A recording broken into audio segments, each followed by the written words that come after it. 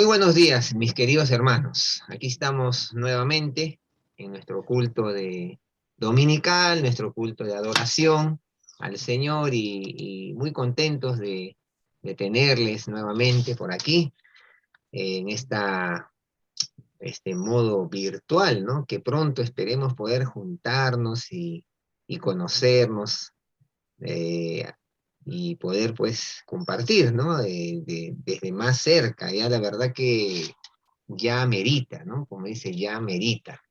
Eh, y bueno, queremos entregar este tiempo en las manos del Señor, es un día hermoso, día del Señor, así que dispongamos nuestro corazón y queremos darle la bienvenida a todos los que se están uniendo a esta transmisión y les saludamos en el nombre del Señor Jesucristo. Asimismo, traemos siempre el saludo de nuestro pastor titular, el pastor César Sobero, que en algún momento nos va a acompañar.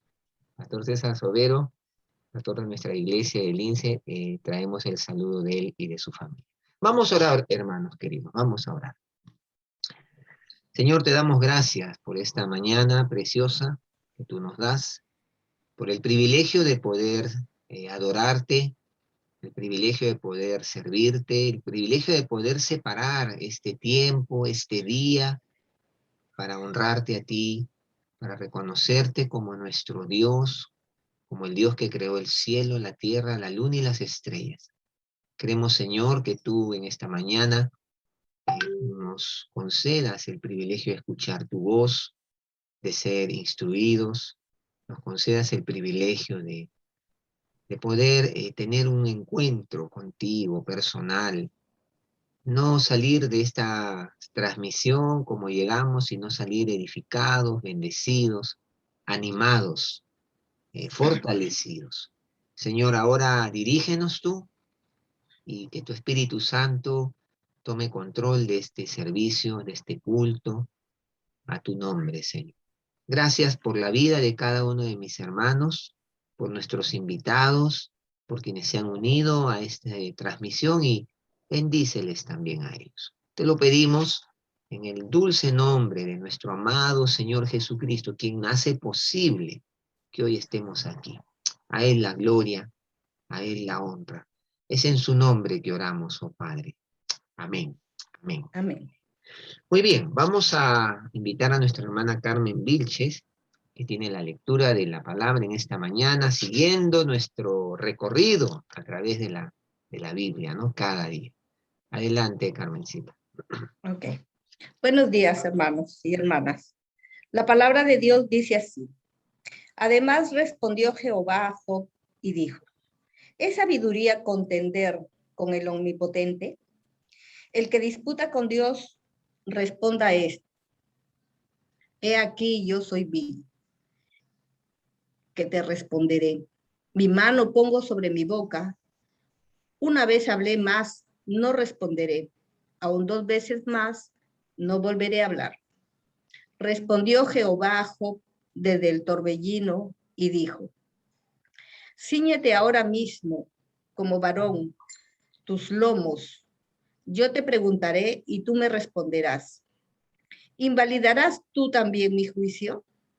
¿Me condenarás a mí para justificarte tú? ¿Tienes tú un brazo como el de Dios? ¿Y truenas con voz como la suya? Adórnate ahora de majestad y de alteza, y vístete de honra y de hermosura. Derrame el ardor de tu ira. Mira a todo altivo y abátelo. Mira a todo soberbio y humíllalo, y quebranta a los impíos en su sitio. Encúbrelos a todos en el polvo, encierra sus rostros en la oscuridad. Y yo también te confesaré que podrás salvarte tu diestra. He aquí, ahora Behemoth, el cual hice como a ti. Hierba come como buey. He aquí, ahora que su fuerza está en sus lomos y su vigor en los músculos de su vientre. Su cola mueve como un cedro y los nervios de sus músculos están entretejidos. Sus huesos son fuertes como el bronce y sus miembros como barras de hierro. Es el principio de los caminos de Dios. El que lo hizo puede hacer que esta su espada a él se acerque. Ciertamente, los montes producen hierba para él, y toda bestia del campo retosa allá. Se echará debajo de las sombras, en lo oculto de las cañas y de los lugares húmedos. Los árboles sombríos lo cubren con su sombra. Sus sauces del arroyo lo rodean. He aquí, sale la madre del río, pero él no se inmuta. Tranquilo está, aunque todo un Jordán se estrelle contra su boca. Lo tomará alguno cuando está vigilante y honradará su nariz. Es palabra de Dios. Sí, gracias al Señor, ¿no? Tremendo, tremendo es este libro de Job, capítulo 40, y ya terminando, ya se está desenlazando, ¿no? Toda la historia que vamos a poder terminar de mirar y ver a un Dios todo suficiente, a un Dios que le podemos responder. Él es el Señor. Con esa misma actitud, hermanos queridos, esa actitud de adoración, de reverencia, de concentrarnos en la persona, en nuestro Dios, y pongamos nuestro corazón a escuchar la palabra de Dios. Esta mañana nuestro querido Samuel nos trae la meditación. Samuelito, adelante. Alberto, gracias. Buenos días, hermanos. ¿Qué tal? El Señor les bendiga y nos bendiga esta mañana. El divorcio es un tema que el Señor trata frontalmente. Ese es el tema que nos toca hoy día. En el libro de Mateo lo trató en el Sermón del Monte, que es justamente el pasaje de hoy. Posteriormente, también en su ministerio, los fariseos le preguntan para tentarle con respecto a este tema, y él también lo responde frontalmente, y aún en el capítulo 19 lo responde más ampliamente. El pasaje que nos toca hoy es justamente una de esas respuestas en el Sermón del Monte. Así como Jesús lo trató frontalmente, vamos a hacerlo hoy, porque la palabra nos enseña a escudriñar todo el consejo de Dios. Sin embargo, yo quisiera que tengamos en nuestra mente dos consideraciones, hermanos. La primera es que cada vez que Alberto y yo presentamos la palabra del Señor, lo hacemos no en nuestra propia opinión, sino analizamos lo que Jesús dice o lo que la palabra dice y buscamos explicar dentro de su contexto y dentro del tiempo en el que fue dicho lo que se dijo. Es decir, cómo se entendió cuando se dijo. ¿Para qué? Para no tergiversar, para no dar nuestras opiniones. Es cierto que no somos perfectos, es cierto que nuestra palabra, la de Samuel, la de Alberto, no es la última, sino la de Jesús. Y por eso acudimos siempre a la Biblia para tratar cualquier tema, y el divorcio no es la excepción. Por eso, hermanos, consideremos que hoy vamos a hablar lo que Jesús dice. Esa es la primera consideración. La segunda consideración es que el pasaje que vamos a tocar hoy habla del divorcio entre un matrimonio en el cual ambos son creyentes. En el cual ambos son creyentes. Hay otro pasaje que se encuentra en 1 Corintios, el capítulo 7, el versículo del 10 al 17, donde se trata el divorcio con respecto a aquellas parejas en donde uno es casado, en donde uno es creyente y el otro no, que ese es otro pasaje. No vamos a tocar ese pasaje a profundidad, solamente vamos a mencionarlo para establecer el contexto. Pero es importante considerar que lo que vamos a estudiar de las palabras de Jesús envuelven aquellos matrimonios donde ambos son creyentes. ¿Cómo identificamos que ambos son creyentes? Bueno, las características de un cristiano básicamente las conocemos, están en las bienaventuranzas. No solamente en las bienaventuranzas, sabemos que el cristiano es como Cristo, busca consejo, escucha al Señor, se congrega con sus hermanos, obedece a sus autoridades eclesiales, obedece a la palabra, sus frutos dan a conocer a alguien que es hijo de Dios. Sin embargo, no vamos a tratar, como les mencionaba, las causas del divorcio entre alguien que no es cristiano y alguien que sí es cristiano. Ese es otro pasaje. Dicho sea de paso, en ese otro pasaje se nos muestran otras consideraciones para el divorcio. Hoy vamos a hablar las consideraciones que se nos indican para una pareja que es creyente, donde ambos son creyentes. Entonces, yo no sé si algunos de ustedes ha pasado por una situación de divorcio. No sé si alguno de ustedes ha pasado por esta situación, que es realmente dura, pero cada situación es distinta. Cada situación hay que tratarla individualmente. Aún los divorcios, donde ambos son creyentes, aún ellos hay que tratarlos individualmente. ¿Por qué? Porque el divorcio ciertamente genera daños dentro de uno y en otros.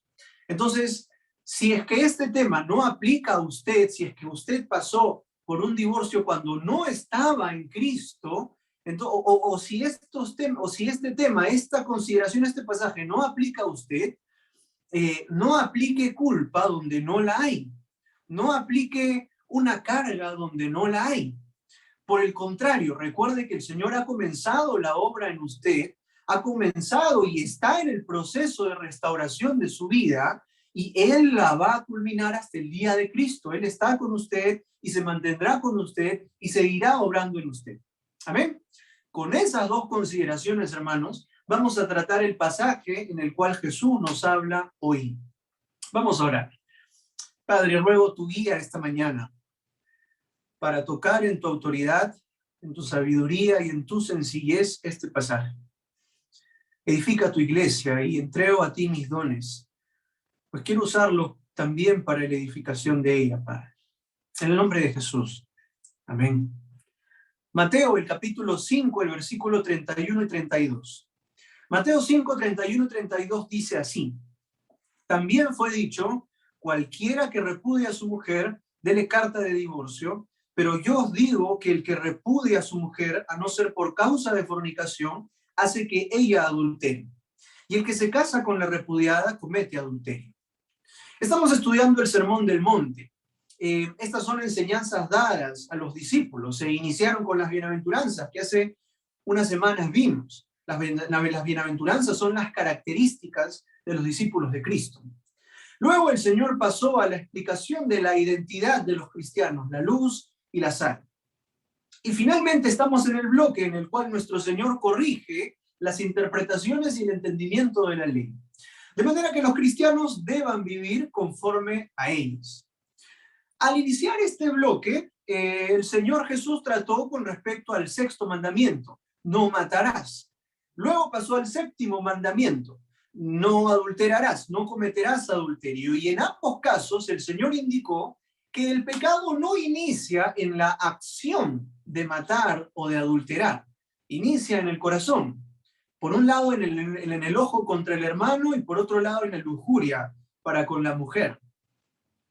Ahora el Señor pasa no a otro de los mandamientos, sino a una ley que fue dada por Moisés, ley que se encuentra en Deuteronomio capítulo 24 del 1 al 4, el divorcio. Como en las otras ocasiones, la forma en la cual nuestro Señor va a abordar este pasaje es en dos partes. Primero Él dice lo que fue dicho, también fue dicho, y luego Él dice lo que Él dice, pero yo os digo. Entonces esta es la forma en la que vamos a abordarlo. Primero vamos a analizar qué es lo que se decía con respecto al divorcio. ¿Qué es lo que entendían los fariseos y el pueblo de Israel en el tiempo de Jesús con respecto al divorcio? Y en segundo lugar vamos a analizar lo que dice Jesús con respecto al divorcio. Nuevamente les recuerdo, hermanos, en este pasaje el Señor le está hablando a los discípulos. Le está dando directivas con respecto a cómo se vive en el reino de los cielos y aplica a nosotros los cristianos que formamos parte del reino de los cielos. Por lo cual está hablando de una pareja, de un matrimonio en el cual ambos son cristianos, porque les está hablando a los hijos de Dios. Y como nos enseña el apóstol Pablo, no os unáis en yugo desigual, en el reino de Dios hemos de unirnos en el mismo yugo, en aquellos que somos de Cristo. El Señor aquí les habla a los que son de Cristo, a sus discípulos, y de ellos vamos a hablar. De ellos vamos a hablar. Nuevamente, no todos los casos son iguales, aún dentro de aquellos que son sus discípulos. Cada caso se debe tratar individualmente, pero vamos a ver lo que Jesús nos dice con respecto entonces al divorcio. Vayamos entonces con esto en mente al pasaje. Primero, Jesús inicia diciendo, también fue dicho. También fue dicho. ¿Qué se dijo? ¿Qué se dijo? Con respecto al divorcio, él indica que se dijo que cualquiera que repudia a su mujer tiene la posibilidad o la opción de darle carta de divorcio. Él nos dice que se dijo eso, pero ¿qué se entendía? ¿Qué se entendía? ¿Qué habían hecho los fariseos? Para poder comprender lo que habían hecho los fariseos, debemos ir a Deuteronomio capítulo 24, versículos del 1 al 4. En Deuteronomio 24, vayamos a buscarlo en nuestras Biblias, Moisés establece lo que, establece lo que es el divorcio. Sabemos que es el divorcio, es la separación de dos personas que se han unido en matrimonio. El matrimonio fue instituido por Dios en el Edén. Cuando crea a Adán y crea a Eva, el Señor dice, dejará el hombre a su padre y a su madre, se unirá a su mujer y serán una sola carne.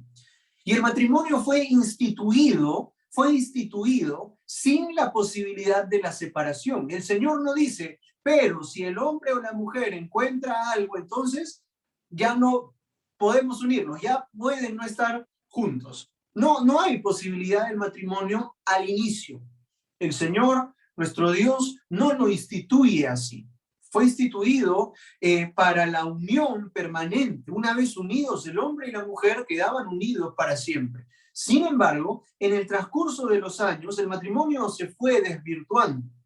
Hace pocos años nada más, yo recuerdo cuando era pequeño, estaba en el colegio, y recuerdo ver en las noticias que de pronto salió como una novedad que ahora el divorcio se podía hacer a través de las municipalidades de una forma más rápida. De esa manera el matrimonio se va desvirtuando a través de los años y se fue desvirtuando a través de los años. Tanto que Moisés tiene que establecerlo, que prescribirlo. Entonces vamos a leer lo que dice Deuteronomio 24, 1 al 4. Dice así, cuando alguno tomare mujer y se casare con ella, si no le agradare por haber hallado en ella alguna cosa indecente, le escribirá carta de divorcio y se la entregará en su mano y la despedirá a su casa. Y salida de su casa, podrá ir y casarse con otro hombre. Pero si la aborreciere este último y le escribiere carta de divorcio y se la entregare en su mano y la despidiere de su casa, o si hubiere muerto el postrer hombre que la tomó por mujer, no podrá su primer marido que la despidió volverla a tomar para que sea su mujer, después que fue envilecida, porque es abominación delante de Jehová y no has de pervertir la tierra que Jehová tu Dios te da por heredad. Esta prescripción incluye dos grandes directivas. Primero, que si no le agrada al hombre la mujer por haber encontrado en ella algo indecente, le escribirá carta de divorcio. De esa manera, ella y él se pueden volver a casar. Si el segundo hombre aborrece a su mujer, la repudia a la mujer que ya se divorció una vez, el primer hombre no puede volver con la misma mujer a la que le dio carta de divorcio. Esa es la segunda directiva. Bueno, aparte, esto sería abominación, dice Moisés. Eso sería perversión delante de Dios. Por otro lado, si quiere volver con ella, ¿por qué se divorció en primer lugar? Moisés está ordenando la vida moral del pueblo de Israel. Aquí Moisés lo prescribe. Es muy probable que esto haya sucedido ya, como les mencionaba, a lo largo de los años. Y las parejas, los matrimonios en Israel vayan y tal vez vuelvan y hayan diversos tipos de inmoralidades, y por eso Moisés tiene que decir, si te divorcias una vez y la mujer se vuelve a casar y se vuelve a divorciar, tú ya no puedes volver con la primera mujer. No sabemos si eso pasaba, pero por algo Moisés lo prescribe. El matrimonio se fue desvirtuando. Pero ¿cuál es la verdadera razón de la prescripción? La verdadera razón se encuentra en Mateo, el capítulo 19, el versículo 6. La razón de este mandamiento no es no es establecer una opción para romper el matrimonio. Esa no es la intención. La intención de Moisés no es dar una salida por si estoy sufriendo en mi vida matrimonial por cualquier causa. No es dar una opción. El Señor Jesús dice, la razón es, capítulo 19, versículo 6,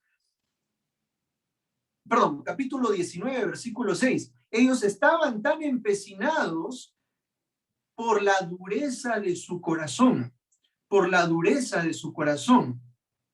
Es el versículo 8. Él les dijo, por la dureza de vuestro corazón, Moisés os permitió. Y fíjese ahí la consideración. No dice Moisés mandó como algo obligatorio, como algo que está abierto como un recurso legalmente para cualquier situación, sino que Moisés permitió. Fue más un permiso. Y es más, no fue un permiso por hacer algo normal, fue un permiso por la dureza de los corazones del pueblo de Israel. Ya allí el pueblo de Israel tenían duros sus corazones y estaban tan empecinados en querer separarse de sus esposas y tan empecinados en vivir una vida desordenada que Moisés tiene que prescribir cómo hacer. ¿Cómo hacer? A la luz de las palabras de Jesús, entonces, la razón de la prescripción del divorcio es la dureza del corazón de Israel. De hecho, en el mismo pasaje de Mateo, nos damos cuenta que es una permisión, como ya lo dije. Moisés os permitió. No es una opción, además, para el matrimonio. Esa es la razón. ¿Y cómo se interpretaba en los tiempos de Jesús este pasaje? ¿Cómo se interpretaba el tema del divorcio en los tiempos de Jesús? Justamente la interpretación en los tiempos de Jesús tenía dos corrientes. Habían dos escuelas de rabinos. La primera del rabino Gilel, la segunda del rabino Samai. El rabino Gilel decía lo siguiente, la frase de Deuteronomio, el versículo 1, donde dice, si no le agradare por haber hallado en ella alguna cosa indecente, le escribirá carta de divorcio, esa frase era tomada de manera liberal. Es decir, la frase alguna cosa indecente podía significar cualquier cosa que se considere indecente. Póngase a pensar lo que incluye cualquier cosa. Que no cocina bien, que no viene a tiempo, que se demora, cualquier cosa. La escuela del otro rabino, Samai, era más conservadora y tomaba esta frase, alguna cosa indecente, como indecencia en el ámbito del pecado sexual, físico-sexual. En Mateo 19, cuando los fariseos preguntan con respecto a ello, parecen evidentemente estar más de acuerdo con el rabino Gilel, ¿no? El versículo 7 dice, y le dijeron, ¿por qué, pues, mandó Moisés dar carta de divorcio y repudiarla? Como diciendo, bueno, pero Moisés nos permite hacerlo. Más que nos permite, Moisés nos manda a hacerlo. Ellos utilizan la palabra mandó, como si Moisés hubiera dicho, frente a alguna cosa indecente es mandatorio dar carta de divorcio. Ahora, imagínense este entendimiento unido con la interpretación de este rabino liberal. Frente a alguna cosa indecente, que cocine mal, que sea lenta, que no me guste, etcétera, cualquier cosa, es mandatorio dar carta de divorcio. Este entendimiento liberal del divorcio había calado también en los discípulos. Miren lo que dice el versículo 10. El versículo 10 dice así, le dijeron sus discípulos, si así es la condición del hombre con su mujer, no conviene casarse. Esto luego de que Jesús diga que no hay divorcio si no es solo por fornicación. Y ellos se sorprenden y dicen, bueno, si así es la condición del hombre, no conviene casarse. ¿Qué había en las mentes de ellos? Lo más probable es que ellos hayan estado pensando como en la escuela del rabino Gilel. Bueno, si yo no tengo la opción y el recurso legal y la posibilidad de divorciarme cuando encuentre algo que yo considere indecente, entonces mejor no conviene. La naturaleza permanente del matrimonio era cosa difícil para pensar en los discípulos y en muchos de los fariseos. Era algo difícil de pensar. Ellos querían casarse, pensando que tenían la posibilidad de que si algo no les gustaba, bueno, Moisés me permite divorciarme, y como Moisés me lo permite, yo le entrego una carta a la mujer y ya no estoy rompiendo ninguna otra ley. Ellos querían la seguridad de poder divorciarse sin romper cualquier otra ley. Con ese recurso legal, con una carta de divorcio, decían, bueno, entonces ya no hay pacto, me puedo casar sin problema. Para el tiempo de Jesús, este era el entendimiento. Por la dureza de sus corazones, interpretaban el divorcio de esa manera. Por eso la respuesta de Jesús les suena muy estricta. Por eso la respuesta de Jesús es tajante frente a su entendimiento, porque al inicio no fue así. Porque Dios no estableció una opción para el divorcio. Y ellos llegaron a decir, no conviene casarse. Vamos entonces a analizar, ya habiendo visto cómo se interpretaba en el tiempo de Jesús, vamos a analizar qué es lo que dice Jesús. Ya leímos entonces en Mateo 5 las primeras palabras. También fue dicho, cualquiera que repudia a su mujer, dele carta de divorcio. Ya vimos cómo se interpreta. Vamos a la segunda parte. Pero yo os digo que el que repudia a su mujer, a no ser por causa de fornicación, hace que ella adultere. Y el que se casa con la repudiada, comete adulterio. Pero yo os digo. El Señor inicia con esa frase. Y esa es una frase harto importante, muy importante, hermanos. Muy importante. Pero yo os digo, esta frase se repite 6 veces en este bloque. Capítulo 5, versículo 22, pero yo os digo. Versículo 28, pero yo os digo. Versículo 32, pero yo os digo. Versículo 34, pero yo os digo. Versículo 39, pero yo os digo. Versículo 44, pero yo os digo. Es más, si nosotros nos vamos a Mateo 19, vamos a encontrar la misma frase. No lo busques, solamente voy rapidito. Mateo 19, el versículo 9 dice, y yo os digo. Esta frase es sumamente importante, ¿no? No puedo enfatizar cuán importante es, porque es una frase de autoridad. El Señor está estableciendo su autoridad y está mostrando su autoridad. Es como cuando, y hay muchos chistes de esto, ¿no? Es cuando como un papá le da una orden a su hijo le pregunta ¿por qué? Y su papá le dice porque yo lo digo. Él está diciendo yo soy la autoridad, tú haces lo que yo te digo. De la misma manera, cuando estamos en nuestro trabajo y usted tiene que enviar algo, hacer algún mandado y utiliza la frase el jefe dijo, el gerente dijo, usted está estableciendo que hay una autoridad que determina cómo hacer las cosas y tiene que obedecérsele.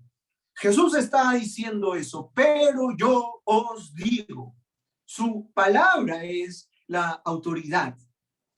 Su palabra es la autoridad. Él tiene la última palabra. Y esta autoridad de Jesús es evidente a lo largo del Evangelio. Nosotros notamos la autoridad de Jesús. Primero, uno de los aspectos en los cuales abarca su autoridad es sobre la naturaleza. Por su palabra hace que el mar, el viento, las olas se calmen. En Mateo 8:26, lo leemos. Entonces levantándose reprendió a los vientos y al mar y se hizo grande bonanza. Luego en Jerusalén, en el 21:19, manda que una higuera se seque y automáticamente la higuera se seca.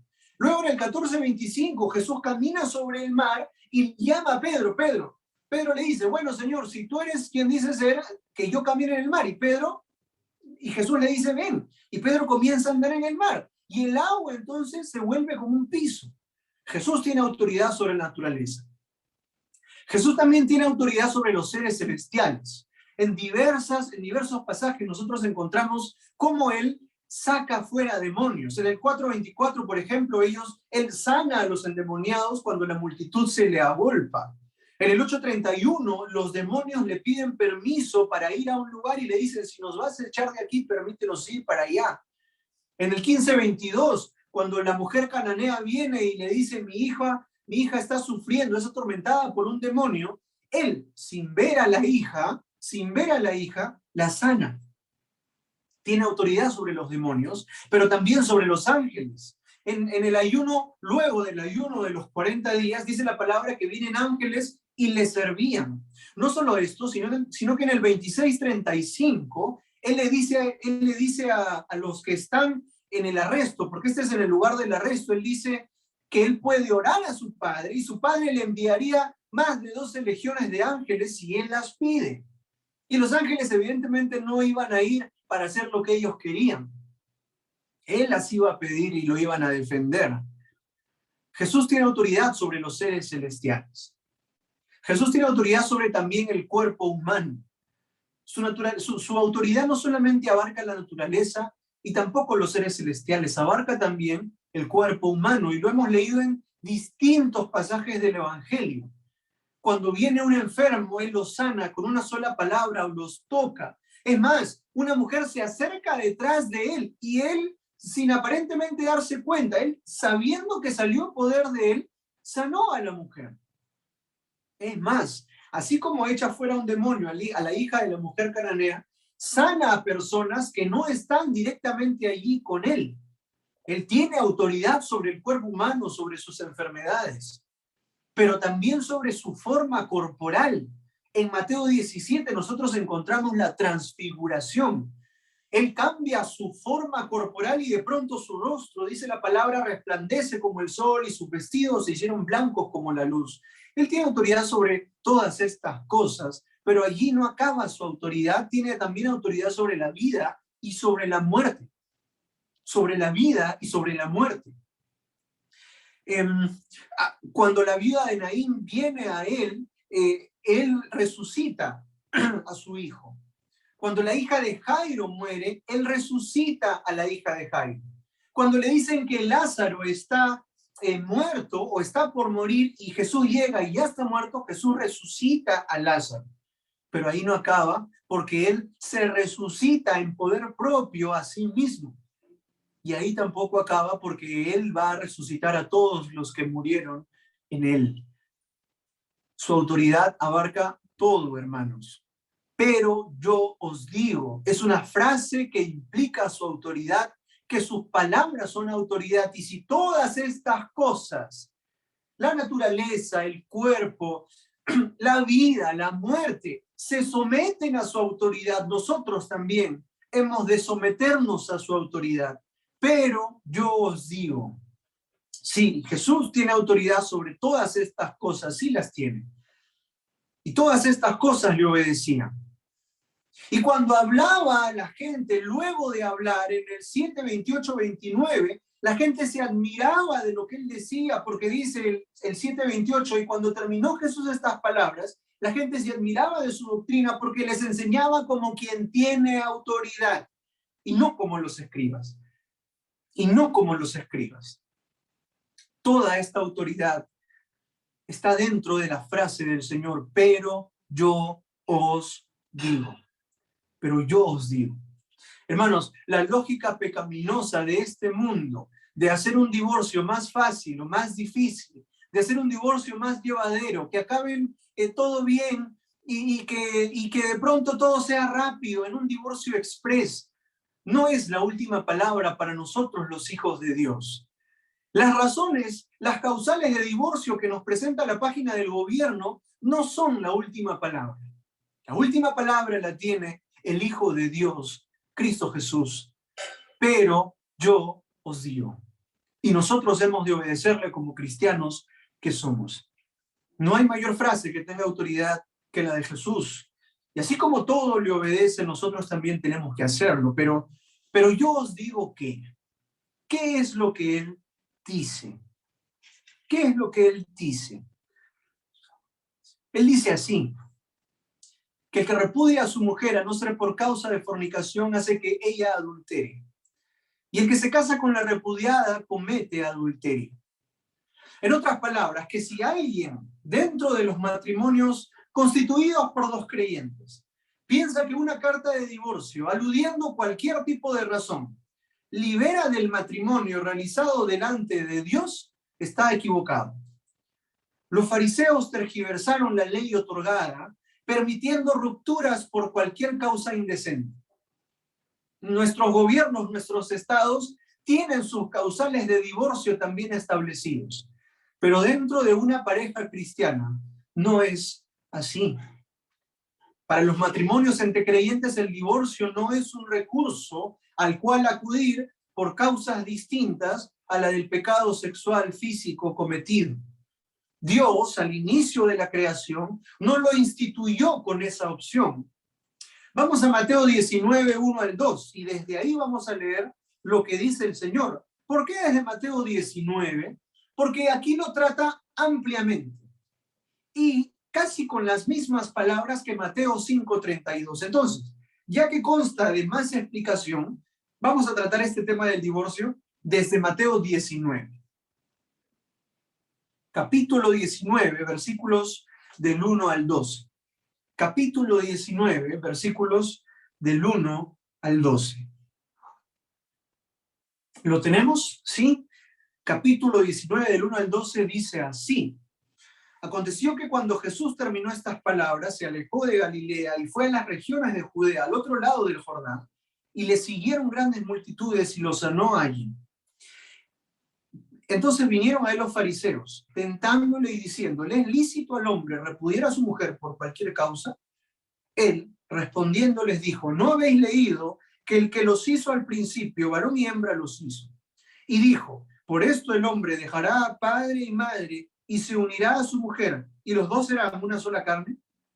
Así que no son ya más dos, sino una sola carne. Por tanto, lo que Dios juntó, no lo separe el hombre. Le dijeron, ¿por qué pues mandó Moisés dar carta de divorcio y repudiarla? Él les dijo, por la dureza de vuestro corazón, Moisés os permitió repudiar a vuestras mujeres, mas al principio no fue así. Y yo os digo que cualquiera que repudia a su mujer, salvo por causa de fornicación, y se casa con otra, adultera. Y el que se casa con la repudiada, adultera. Le dijeron sus discípulos, si así es la condición del hombre con su mujer, no conviene casarse. Entonces él les dijo, no todos son capaces de recibir esto, sino aquellos a quienes es dado. Pues hay eunucos que nacieron así del vientre de su madre, y hay eunucos que son hechos eunucos por los hombres, y hay eunucos que asimismo se hicieron eunucos por causa del reino de los cielos. El que sea capaz de recibir esto, que lo reciba.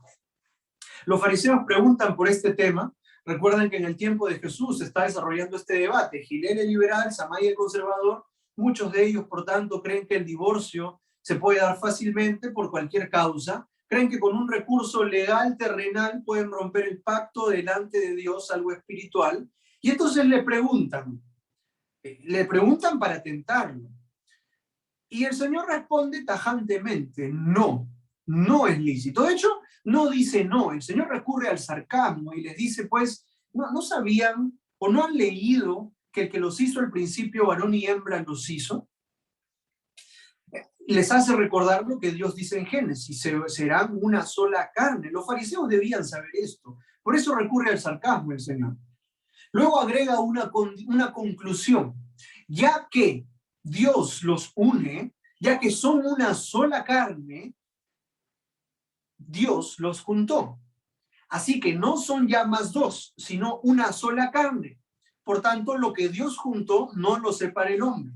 Esa es la conclusión del Señor. Lo que Dios juntó, no lo separe el hombre.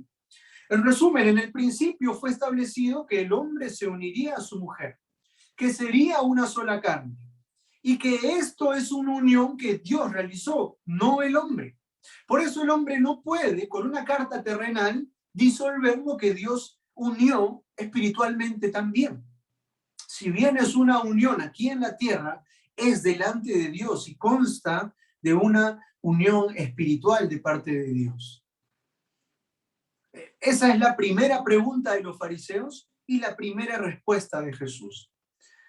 Pero frente a la respuesta de Jesús, los fariseos no se quedan tranquilos. No es suficiente para ellos, quienes ahora apelan a Moisés.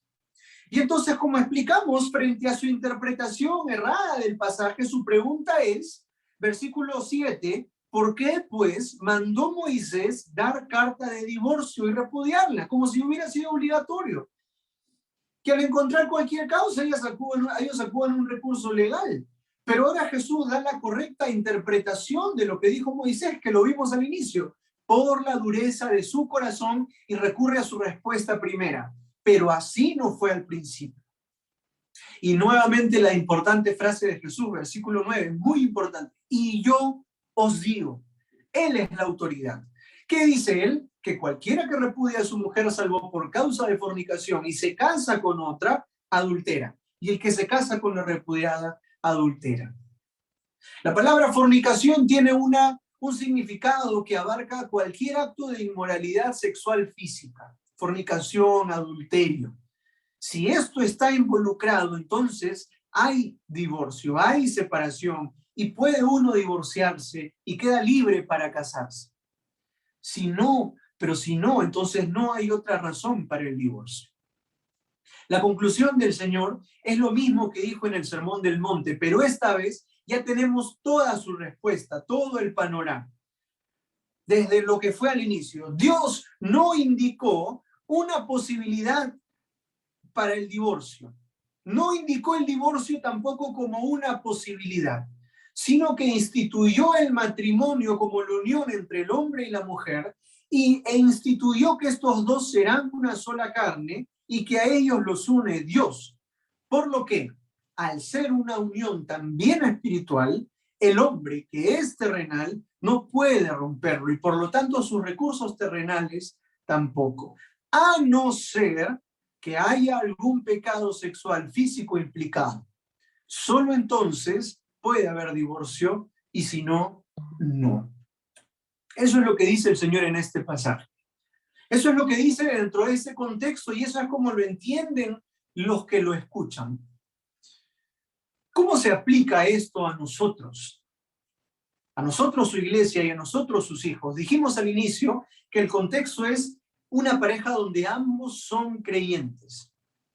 Si bien desde el inicio Dios no lo otorgó como posibilidad, sí después lo permitió y nuestro Señor lo dijo. Si en la pareja, en donde ambos son creyentes, uno de los dos comete un acto físico de inmoralidad sexual, entonces esa es una razón para el divorcio. Pero si no, no.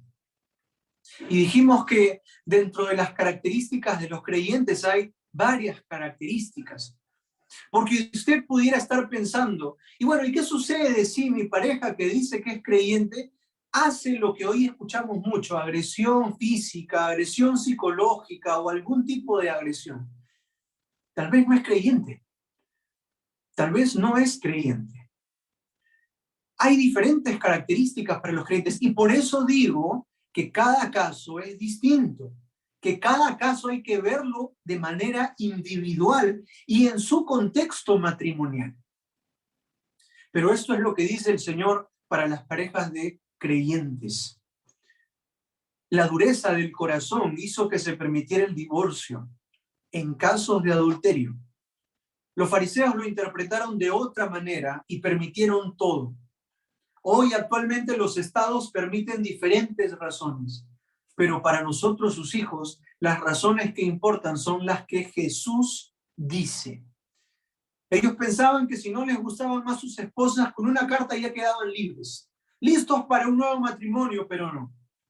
Si lo hacían por cualquier causa, ellos cometían adulterio si se volvían a casar y hacían que la mujer se cometa adulterio si se volvía a casar. Por eso Jesús tuvo que enseñar qué es lo correcto, el carácter permanente del matrimonio, porque así fue desde el principio. En un matrimonio en el cual ambos son cristianos, el divorcio por cualquier causa no es posibilidad, a no ser por causa de adulterio. Y como les dije, de la misma manera, cada caso es distinto. ¿Y cómo evitarlo? Vino a mi mente cuando yo trabajaba este pasaje. Leí un comentarista que dijo que él como pastor, cuando trataba el divorcio en una pareja, no comenzaba por explicar el divorcio. Él comenzaba por explicar la reconciliación que el Señor nos enseña en su palabra. Y nos enseña grandemente la reconciliación entre Él y nosotros, entre Él y su pueblo. Nosotros somos embajadores de la reconciliación, lo dice el apóstol Pablo en 2 Corintios. Entonces este pastor decía, yo primero hablo lo positivo, no lo negativo del divorcio. Y lo positivo del divorcio es ustedes están casados, busquen la reconciliación, busquen ser pacificadores, busquen entender qué significa el matrimonio. Es una forma de evitarlo. Pero hay otra forma de evitarlo. Quiero que recordemos en qué contexto está este pasaje. 5, 31 y 32 no está en un contexto individual, hermanos. El Sermón del Monte inicia con las bienaventuranzas. Y las bienaventuranzas son la forma en la cual nosotros, los hijos de Dios, debemos vivir. Por lo tanto, las bienaventuranzas son para vivirlas en nuestro matrimonio. En nuestro matrimonio, con nuestra esposa, con nuestro esposo, debemos ser los pobres en espíritu. Debemos ser los que lloran. Debemos ser los mansos. Debemos ser los que tienen hambre y sed de justicia. Debemos ser los misericordiosos. Debemos ser los de limpio corazón. Debemos ser los pacificadores. Debemos sufrir por la causa de Cristo. Debemos ser sal y luz para nuestras esposas, para nuestros esposos. Las bienaventuranzas hemos de vivirlas en nuestros matrimonios. No son para vivirlas externamente, son para vivirlas allí en nuestra casa. Si aplicamos las bienaventuranzas en nuestra casa, nos va a ir bien, hermanos. Vamos a sufrir por causa de Cristo porque ser manso y renunciar a lo que yo quiero es difícil. Pero vamos a sufrir por causa de Cristo. Vamos a ver su grandeza, vamos a ver su mano. Las bienaventuranzas son para vivirlas allí. Si somos los que lloran en nuestro matrimonio, vamos a recibir consolación. Si somos los pobres en espíritu, vamos a estar seguros que somos parte del reino. Si somos mansos, vamos a recibir la tierra por heredad. Si tenemos hambre y sed de justicia, vamos a ser saciados. Si somos misericordiosos, vamos a alcanzar misericordia. Si somos limpios de corazón, vamos a ver a Dios. Si somos pacificadores, seremos llamados hijos de Dios. Si sufrimos por causa de Cristo, entonces tenemos los galardones celestiales. Las bienaventuranzas son para vivirlas primero en nuestras casas, en nuestras familias, con nuestras esposas. Y hemos de ver la mano del Señor allí. Tal vez no la veamos en esta tierra. Tal vez al vivir las bienaventuranzas nuestra vida pues genere, no sé si algún temor de hacer algo. ¿Estoy siendo manso? ¿No estoy siendo manso? ¿Estoy siendo misericordioso? ¿Cómo soy misericordioso? De repente nuestras esposas, nuestros esposos se sorprenden. Oye, este nunca había reaccionado así. Nunca me había dejado elegir la comida a mí. Nunca me había llevado a este restaurante. Nunca me había pedido perdón. Nunca me había corregido de esta manera tan mansa. Nunca me había hecho dar cuenta de lo que... De repente, vivir las bienaventuranzas genera todo eso. Pero así los cristianos deben vivir. Y así deben vivirlos en sus casas. Aplíquelas, hermano, hermana. Ore por su esposo, por su esposa, y busque consejo en todo tiempo, y el Señor le va a guiar. Si ya ha pasado por un divorcio, recuerde, este caso de Jesús, del que Jesús nos habla, no necesariamente le aplica a su caso. Y dos consejos rápidos, prácticos. No agregue culpa donde no la hay, como le dije al inicio. Y recuerde Filipenses 1:6. Él comenzó la obra en usted y Él está cumpliendo. Su restauración está en proceso. Y su obra va a continuar en usted. Él lo hará y lo está haciendo y lo va a hacer hasta el día de Cristo. Amén. Oremos. Padre, tú has dicho estas cosas, has establecido la forma en la cual tus hijos deben vivir. Ayúdanos, Padre, a cuidar nuestro matrimonio como un tesoro preciado. Ayúdanos a amar a nuestras esposas como a nosotros mismos, Padre. Porque el que ama a su mujer a sí mismo se ama. Ayúdanos a cuidarlas, a protegerlas, a alimentarlas, a proveerles. Padre, a las esposas, como dice tu palabra, darles el someterse a su esposo, el respetarlo, el ser ayuda idónea. Y danos a ambos, Padre, el someternos a unos a otros, sabiendo que uno no es más importante que el otro, sabiendo, Señor, que nos has puesto, nos has unido en una sola carne delante de ti. Tú ayúdanos a vivir cada una de estas bienaventuranzas en nuestros matrimonios. Y continúa tú la restauración que has venido haciendo en aquellos, Señor, que han pasado por esta situación. Te damos gracias por tu palabra, por tu consejo. Aplica tu palabra a nuestros corazones. En el nombre de Jesús. Amén. Damos gracias al Señor por este tiempo y gracias a Dios por su palabra bendita que nos instruye, nos anima, nos orienta en la vida. Hermanos, vamos a dar gracias a Dios por los diezmos y ofrendas.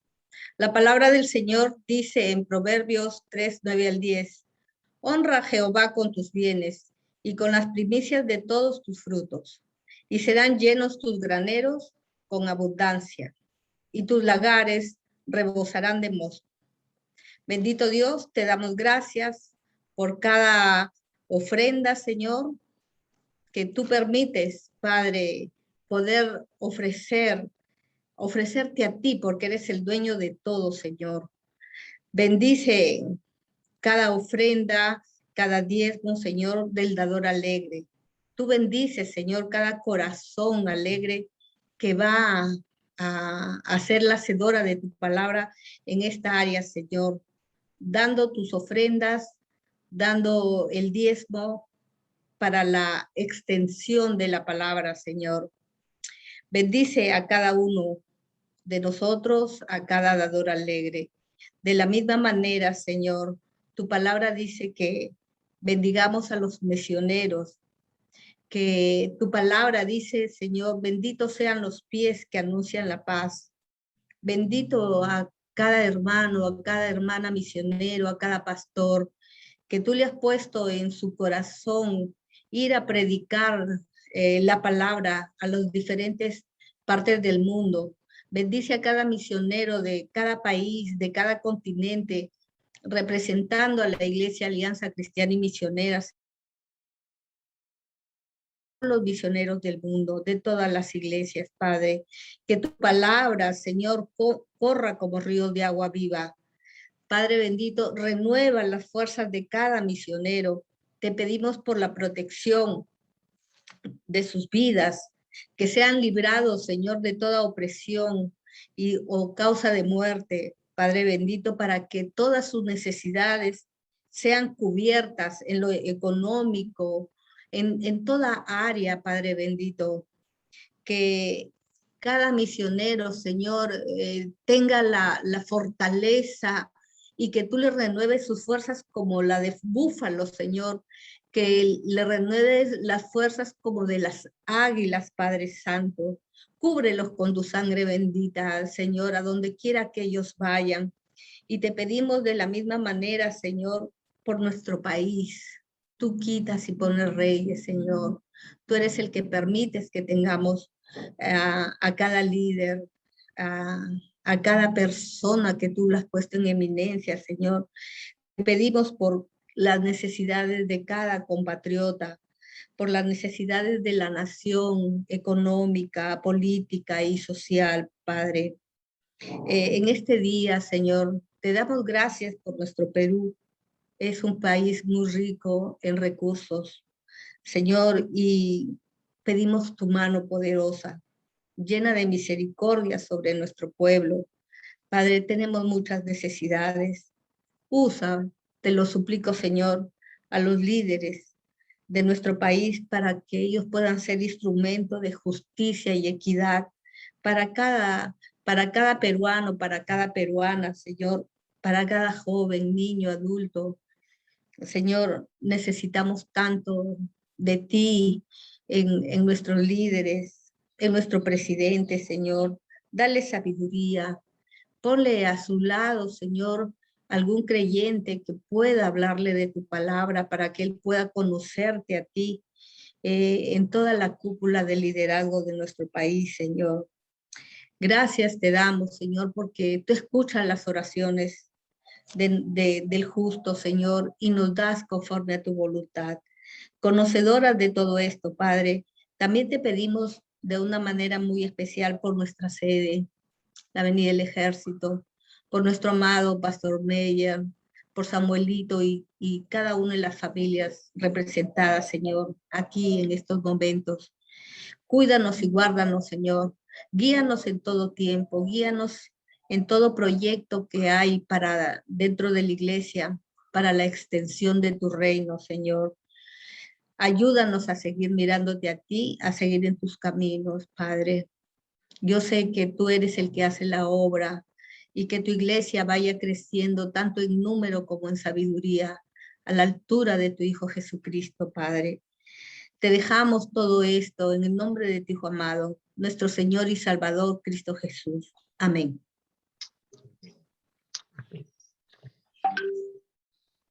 Amén, amén. Gloria al Señor. Gloria al Señor por este tiempo alrededor de su palabra, en adoración, por poder orar, interceder. Y gracias, gracias por estar allí. Queremos compartir algunos anuncios. Un anuncio especial que quiero compartirlo hoy día. Seguimos con la capacitación Getro, como hemos venido haciéndolo estos domingos de 7 a 8 de la noche, perdón, de 7 a 9, va a haber un taller sobre matrimonios a las 7, cómo desarrollar el trabajo de matrimonios en la iglesia, y luego de 8 a 9, madres en el desafío de afrontar el hogar. Entonces queremos invitarlos, esto es completamente abierto a toda la iglesia, especialmente con mayor énfasis en los líderes, así que tratemos de estar. Yo sé que es un tiempo, a veces una inversión de tiempo extra, pero creo que nuestra iglesia bien lo necesita en este tiempo de desafío. También queremos recordarles, queridos hermanos, y a todos los que nos están acompañando, que nuestro 24/7, que es el tiempo que oramos de 9 a 10 de la noche, seguimos adelante. Entonces, puede usted unirse a este tiempo de oración por la iglesia, por necesidades personales, por el país, por los enfermos, como lo hemos venido haciendo a lo largo de estos casi 10 meses ya. Así que, hermanos queridos, de todos los días, de 9 a 10 de la noche, tenemos tiempo para orar. Y sigamos orando por los desafíos que la iglesia está afrontando. Próximamente estaremos ya compartiéndoles cosas muy concretas. Ya estamos trabajando con un grupo de hermanos de la sede, que son los que se ha formado, un grupo de líderes, para poder justamente llevar adelante este precioso ministerio y este desafío al que el Señor nos llama, ¿no? ¿Verdad? Y estamos muy, muy contentos por la oportunidad que el Señor nos da. Para terminar con nuestro culto, solamente quería dejar con ustedes esta bendición pastoral para cada uno de nosotros. Y el Dios de paz que resucitó de los muertos a nuestro Señor Jesucristo, el gran pastor de las ovejas, por la sangre del pacto eterno, os haga aptos en toda buena obra para que hagáis su voluntad, haciendo Él en vosotros lo que es agradable delante de Él por Jesucristo, al cual sea la gloria por los siglos de los siglos. Amén. Que el Señor nos bendiga. Nuestro culto ha terminado, hermanos queridos. Muy buenos días.